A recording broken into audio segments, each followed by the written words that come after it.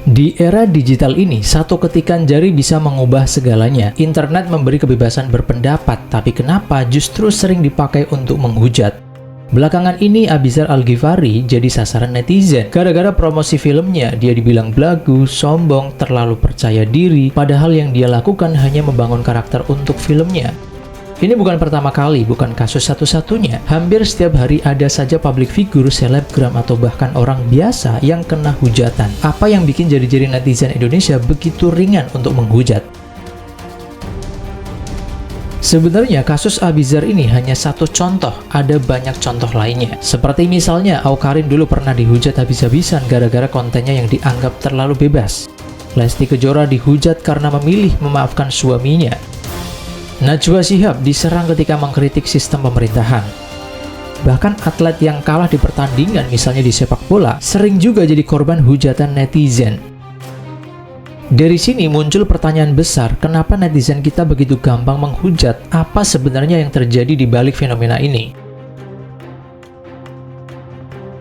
Oke, pertama, faktor anonimitas dan kurangnya konsekuensi.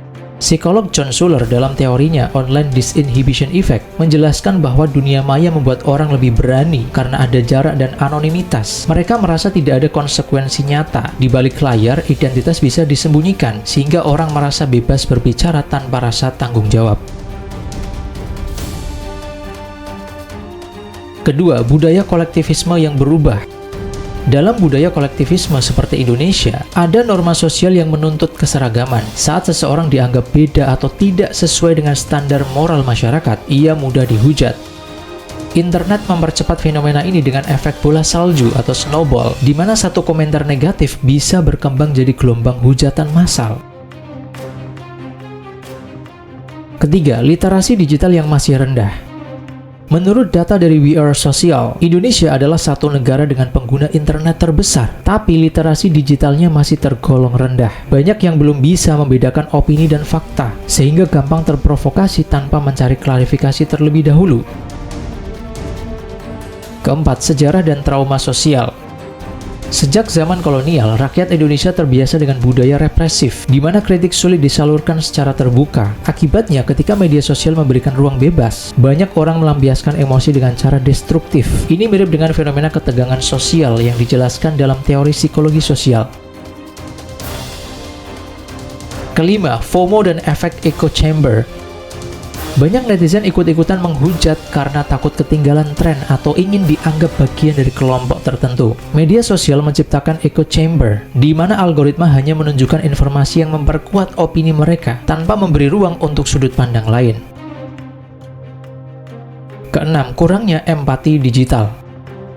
Tanpa interaksi langsung, orang lebih mudah melupakan bahwa di balik layar ada manusia nyata. Ini yang membuat empati digital rendah, karena netizen hanya melihat konten tanpa memahami dampaknya pada individu yang diserang. Nah, kalau kalian pengen tahu gimana ilmu cara menghadapi hujatan netizen, kalian cukup baca aja ebook Master of Influence, di mana sudah saya sediakan link di deskripsi. Kalian bisa klik di sana dan baca ebooknya.